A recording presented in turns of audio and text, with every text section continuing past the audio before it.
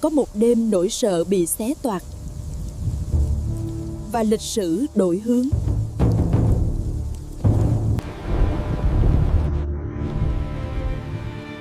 Đêm nay, chúng ta không cúi đầu nữa. Trước năm 40, mọi thứ đã sẵn. Nỗi đau, nỗi nhục và người dẫn đường. Đền nợ nước, trả thù nhà. Tiến lên!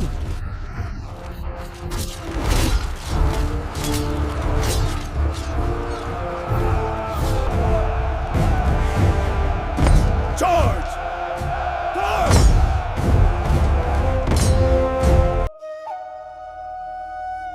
Trước năm 40, dưới ách cai trị của Thái thú Tô Định, người dân Giao Chỉ sống trong một thứ trật tự lạnh lùng, luật lệ nặng như đá, sổ sách dày như bóng tối. Thuế khóa đè lên từng bữa cơm, sản vật bị vơ vét, từng thúng thóc, từng gánh hàng, từng giọt mồ hôi đều bị cân đo bằng những con dấu vô cảm.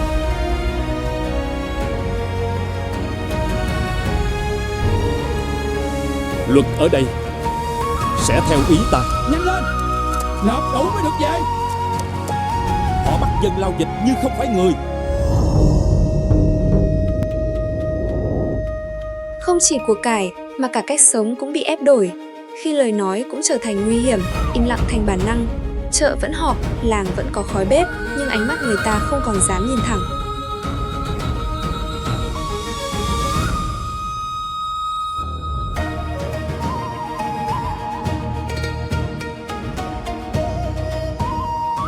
Trong bối cảnh ấy, ở Mê Linh xuất hiện hai chị em mang dòng dõi hào kiệt, Trưng Trắc và Trưng Nhị. Trưng Trắc điềm tĩnh, nhưng trong mắt có lửa một ngọn lửa, biết kiềm lại để cháy lâu. Bà mang khí chất của một thủ lĩnh bẩm sinh bình tĩnh, quyết đoán đã nói là làm.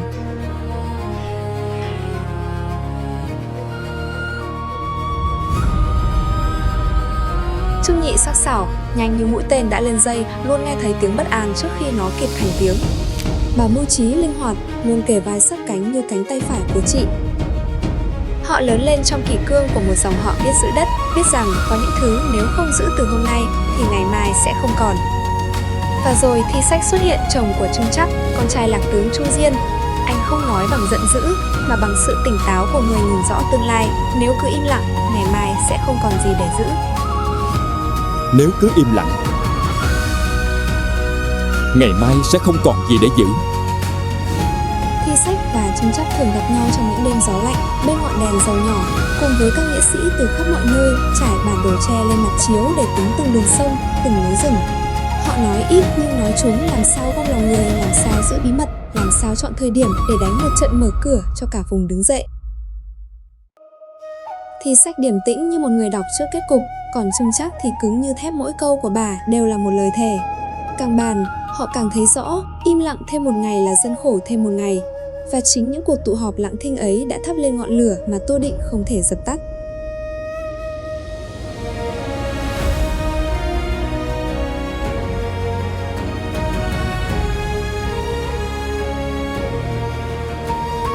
Nhưng ngòi nổ chưa đến từ chiến trường, nó đến từ một hành động để răn đe. Tô Định ra tay, Thi Sách bị giết hại như một lời cảnh cáo lạnh lùng gửi đến tất cả những ai còn nuôi ý định đứng dậy.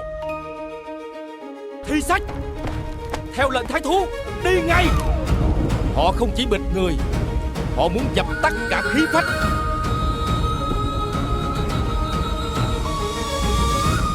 Phán quyết đã định.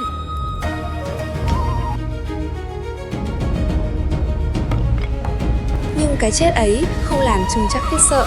Nó biến nỗi đau thành lưỡi dao sắc, biến nước mắt thành quyết tâm. Trước bàn thờ tổ tiên trong ánh lửa và mùi mưa lạnh, Trưng Trắc cất lời thề đền nợ nước trả thù nhà. Trưng Nhị đứng phía sau lặng im như một lời đáp không cần nói thành lời. Đền nợ nước, trả thù nhà. Từ đó ngọn lửa lan đi, đuốc được thắp lên trong những bàn tay từng run vì sợ hãi. Bước chân dồn lại trên núi bờ sông. Một người đứng lên, kéo theo cả trăm người, không muốn sống cúi đầu. Trước năm 40, mọi thứ đã sẵn, nỗi đau, nỗi nhục và người dẫn đường. Chỉ còn chờ khoảnh khắc tiếng trống khởi nghĩa vang lên. Tháng 2 năm 40, Hai Bà Trưng dựng cờ khởi nghĩa tại Hát Môn. không phải vì họ không sợ mà vì nỗi nhục đã lớn hơn nỗi sợ. Trương Trác bước lên trước nghĩa quân, ánh lửa hắt lên gương mặt không run. Và trước khi ra trận, bà cất lời thề không phải để làm đẹp lời nói, mà để đóng đinh số phận của cả một cuộc nổi dậy. Một, xin rửa sạch nước thù. Hai, xin đem lại nghiệp xưa họ Hùng. Ba, kẻo oan ức lòng chồng. Bốn, xin vẻn vẹn sở công lanh này. Việt Nam muôn năm.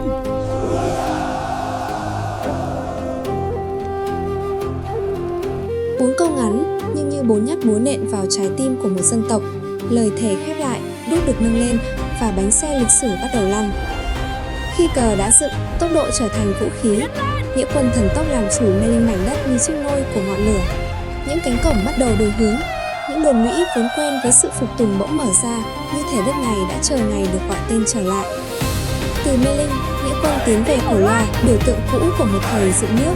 Trong sương sớm, những vòng thành uốn lượn hiện lên như một con rồng đất đang thức giấc. Và rồi, để tưởng như không thể lại xảy ra, cánh cửa mở ra, người trong thành hạ vũ khí xuống. Không phải vì yếu mà vì lòng dân đã nghiêng.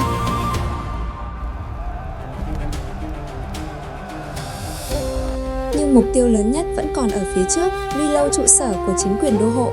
Nơi đó, quyền lực phương Bắc từng tin rằng mình không thể lay chuyển. Mục tiêu lớn nhất, Luy Lâu, trụ sở đô hộ. Thế mà khi thanh cửa bị rút, khi cổng bật mở, dòng người tràn vào như sóng, không chỉ là một đội quân mà là cả sự phẫn uất bị nén suốt bao năm. Tin dữ đến nhanh hơn cả một bản tấu. Trong dinh, thái thú Tô Định hoảng loạn, và kẻ từng gieo sợ hãi lên dân chúng lại phải cúi đầu trong bóng tối, vội vã cải trang để trốn chạy về phương Bắc.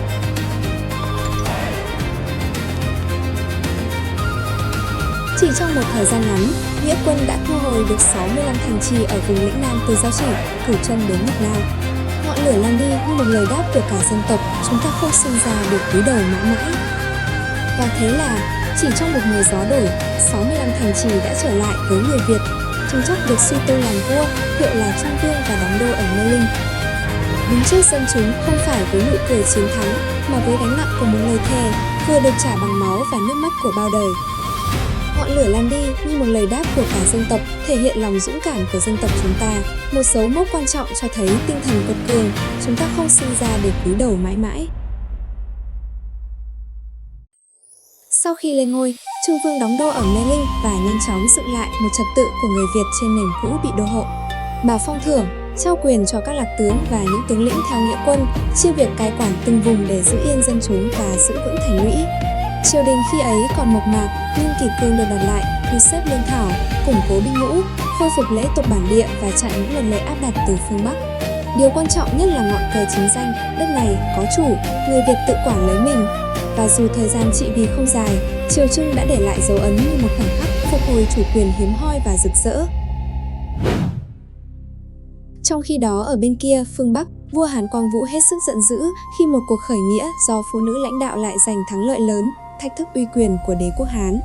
Hắn lập tức phong Mã Viện làm phục 3 tướng quân, dẫn đại quân sang Giao Chỉ đàn áp cuộc khởi nghĩa và tám chiếm lại Âu Lạc.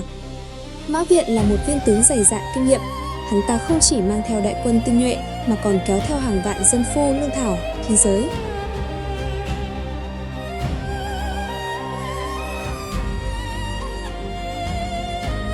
Đoàn quân tiến xuống như một cơn lũ kỷ luật, bước chân đều, đội hình thẳng, giáo mác im lìm nhưng nặng như sắt đá. Trước sự ép ấy, Hai Bà Trưng chọn Lãng Bạc, vùng sông nước và Lau Sậy làm nơi chặn địch. Nghĩa quân dùng tre, dùng đất, dùng nước để dựng phòng tuyến, bàn tay lấm bùn, dây thừng siết chặt, những tấm khiên mây khóa lại trong sương trắng. Hai bà đi dọc hàng quân, nhìn từng gương mặt, truyền đi một sự bình tĩnh cứng như đá. Tinh thần còn đó, nhưng phía bên kia là lực lượng áp đảo. Rồi trận chiến nổ ra, Lãng Bạc rung lên. Quân Hai Bà kiên cường chống lại quân địch hùng mạnh. Khi kẻ địch quá đông và quá lì, giữ mạng sống của lực lượng cũng là giữ cơ hội của ngày mai.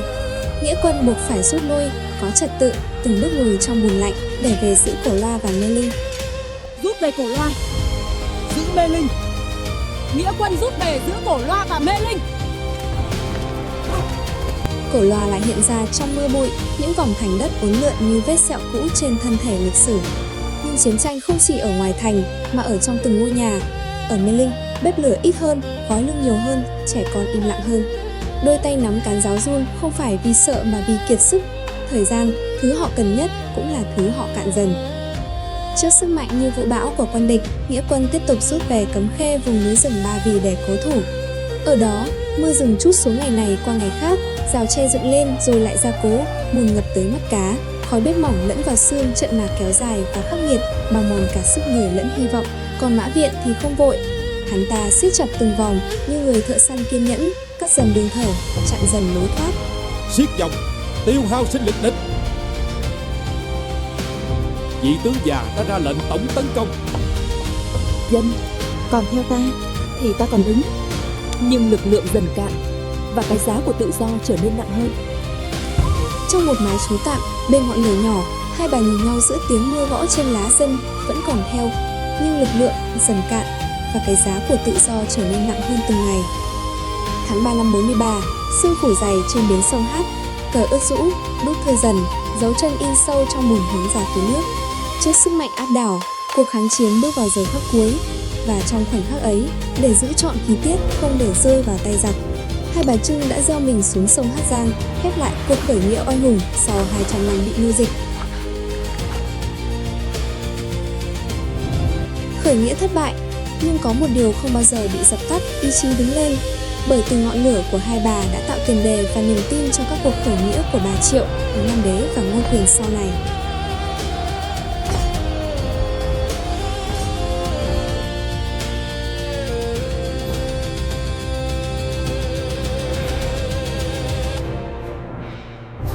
Nếu bạn yêu Huyền Sử Việt, hãy nhấn like và đăng ký kênh Huyền Sử Việt, bật chuông để không bỏ lỡ những câu chuyện hào hùng tiếp theo.